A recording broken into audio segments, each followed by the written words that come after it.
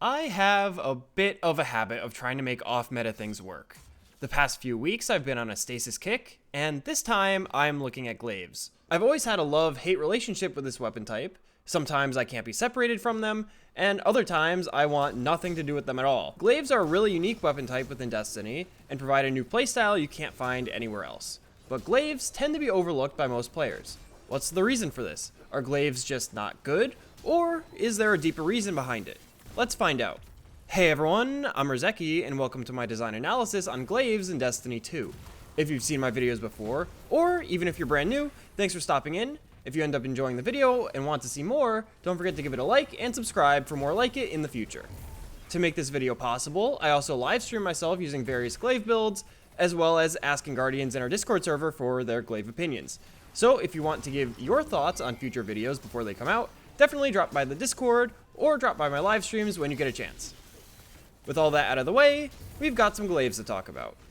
Glaives are the newest weapon type added to Destiny 2 during the Witch Queen expansion in 2022. Not only are Glaives special to the story and world building of Destiny, but they're also special in the gameplay department. Glaives are the first melee weapon type outside of the heavy slot, and they offer a hybrid playstyle by being able to shoot projectiles at the same time.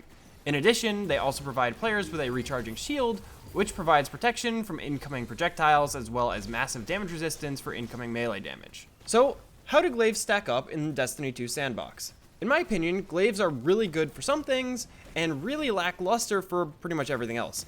I would say the biggest draw to using a Glaive is for the shield and its massive DR. Basically, if you're looking at a Glaive, it's probably because it's a great defensive weapon option, block damage for yourself and your team, push through barrages of enemy attacks, and then strike when you're close. And this works extremely well. You can eat heavy melee attacks from bosses, and enemy projectiles barely even tickle you. It's great for situations where you're willing to sacrifice your damage and killing potential for high defense. Past this, however, Glaives start to fall apart just a little bit. The other draw to Glaives is their hybrid ranged melee gameplay. Glaives shoot slow-moving projectiles and have a unique 3-hit melee chain. Because Glaives are dipping their toes into both ranged and melee, they can't go all in on either one. A pulse rifle, for example, can go all in on being a ranged weapon and never has to worry about any melee options. A sword could be all melee, and all its perks will also only have to worry about being melee. These weapon types don't have to worry about supporting two different playstyles, so they don't have to sacrifice one for the other.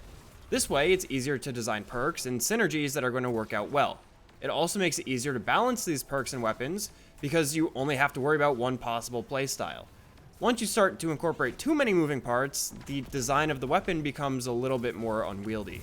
Glaives need to support ranged, melee, and their own shield effects. Each of these on their own can represent their own playstyle, and you could also use any combination of them as well. This means that Glaives need to be designed with perks and synergies that can benefit all of these playstyles while maintaining the balance of the weapon. This is tricky. I think that despite being a hybrid weapon, it is honestly rarely the case that any particular Glaive is actually given perks that allow it to be more hybrid. Most Glaives fall squarely into the ranged camp or the melee camp. For example, Vexcalibur is all about melee attacks. And after playing with it for a bit recently, I felt actively dissuaded from using the projectile attacks. Edge of Concurrence is the opposite. I rarely want to use the melee attack since I get the most benefit from using its projectiles to charge my energy bar in order to activate the exotic perk. Even when using legendary Glaives, I felt the same way. This all comes back to the idea that it's hard to design a hybrid weapon, and the result in the case of Glaives currently is that the Glaives will either fall into the ranged camp or the melee camp, but rarely both. I think the other pitfall with Glaive design is that the hybrid nature of the Glaives means that both sides, the ranged and the melee, cannot necessarily be the star of the show. What I mean is that you have to lower the overall effectiveness of both aspects in order to prevent the weapon from becoming too strong. If a Glaive overly excels in both ranged attacks and melee attacks, then it will become more of a skeleton key for all situations in the game. There would be no need to take a close range weapon since the Glaive melee is so strong, and there would be no reason to take a different ranged weapon since the Glaive would handle ranged as well. You would be left with a single weapon that does everything. You could kind of look at it like Polaris Lance from this season. Polaris is the de facto weapon for Grandmasters due to the artifact mods and its ability to both stun unstoppable and barrier champions, even on a non-solar subclass. In my own experience this season, I feel like I am at a massive disadvantage if I decide to take any other weapon combination, since Polaris handles everything I would expect two separate guns to handle.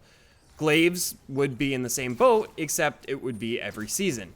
So, as a result, you have to balance Glaives by reducing their effectiveness across the board. They become a jack of all trades, but a master of none. Otherwise, they would just take over the game entirely.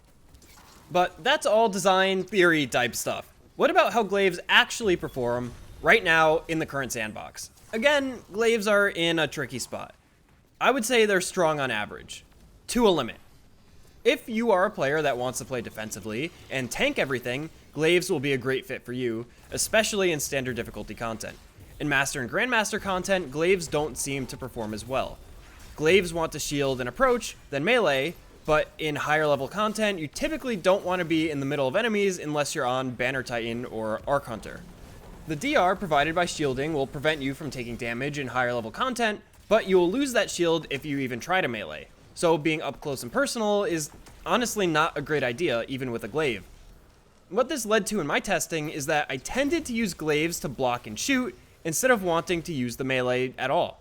And if this is the case for most people, then I would also probably choose to swap to a solely ranged weapon instead of a hybrid like a glaive. Glaives are just in an awkward spot where even if they are really good at defense, they don't provide enough elsewhere to make them compelling enough to use. And to be honest, killing enemies quickly is the best defense since you don't have to defend if enemies are, well, dead. I think this is really key as to why glaives aren't as good as other options in high difficulty content. If I could kill easier than I could defend, then I'll just opt for the offensive choice instead. This brings us to two major reasons why glaives are missing key offensive capabilities: supporting exotic armor and melee perk interactions. I'll start with the easier topic: perks and melee attacks. There are a number of perks that are present on glaives that seem like they would be very compelling. Let's look at one example: incandescent. This perk promises to scorch any nearby target when defeating an enemy. The catch? This only works on the projectile component of the glaive, so the melee attack just doesn't proc the perk at all, making it useless. Same goes for volt shot, etc. So some perks available on glaives that would, in theory, make them very strong are non-functional and lead you to use the glaive like a slow-firing special weapon instead of the up-close melee weapon I think we want it to play as sometimes. This also extends to subclass options. Arc Hunter Combination Blow does not affect glaive damage. Spark of Frequency doesn't proc on glaive melee kills either, and there's more examples elsewhere. But strangely enough, there are some that do in fact work, such as Banner of War or Echo of Exchange. There is little to no consistency on what actually procs on glaive melees, which makes it all the more frustrating to find out that a particular effect you were excited to try just flat out doesn't work, while other ones do. Exotic armor has a similar issue. There is a single exotic armor built specifically with glaives in mind, and that is Triton Vice for hunters. Other exotics that do work are Necrotic Grips, Karnstein Armlets, Winter's Guile, ACD0 Feedback Fence, Syntheseps, and Wormgod Caress. These are pretty much no-brainers, since the description of all of them say that they affect melees in some way.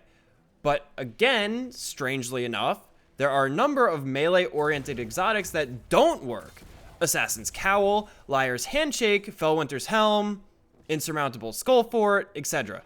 Maybe Skullfort is a stretch, but I don't really see a reason why it shouldn't proc for arc glaives.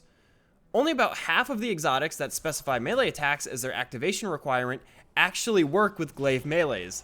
It's inconsistent, and honestly really bummed me out. I was excited to try Assassin's Cowl. It seems like it would be a fun gameplay loop, and would probably be pretty strong, seeing as Cowl is one of the best builds for Arc Hunter.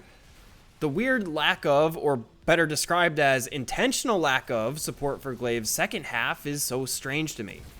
Maybe it's for a balance reason, but it leaves Glaives feeling incomplete and unloved. There's also a few exotics that I could see getting a nice little bonus effect when using a Glaive, just to kind of spice things up a little bit. Ursa Furiosa, make it work when you have a glaive shield active. There's some other ones out there too, but this isn't a video about reworking exotics, so we'll save that for another time. I would be missing something kind of major if I didn't mention this next point. Where the heck are our kinetic slot glaives? Two big flaws with this. One is that Stasis and Strand are now only given the option to have subclass matching glaives in the heavy slot.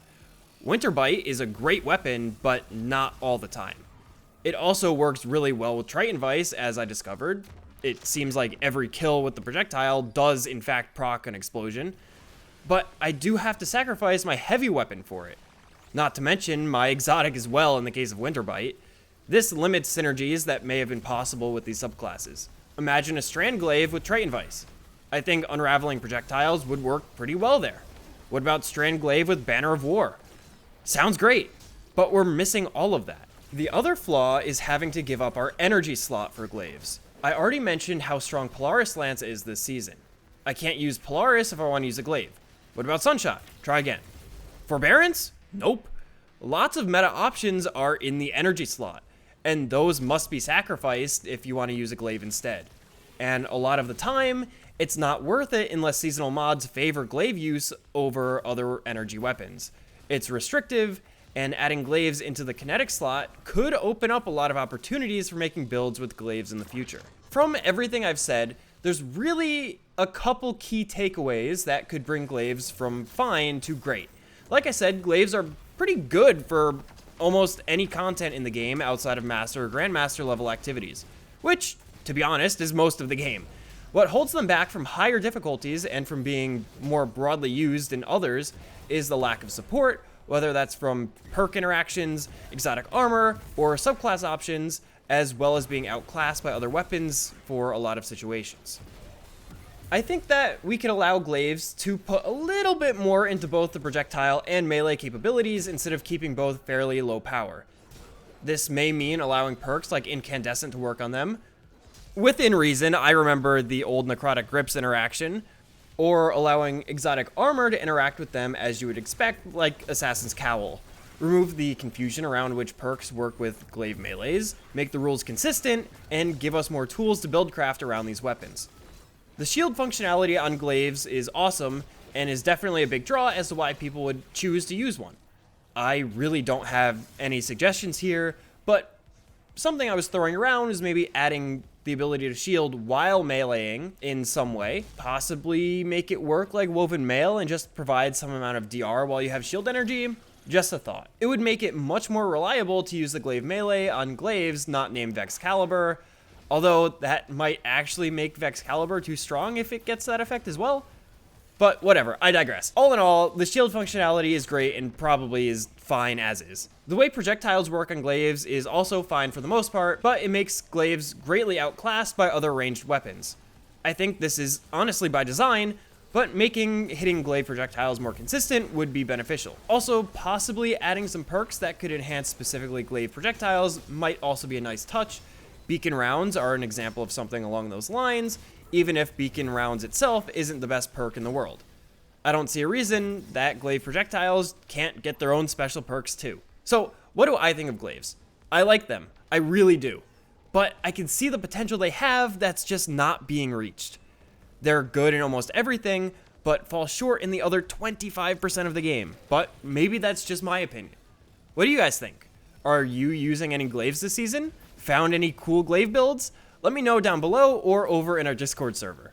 You could also check out my personal favorite Glaive build, Triton Vice with Ecliptic Distaff, linked in the card on screen or in the video description down below. And if you liked the video and want to see more, definitely don't forget to hit the like button and subscribe for more videos just like this one sent straight into your YouTube feed. But I think that's all I've got for now. As always, I've been Rizeki, thanks for watching, and I'll see you next time.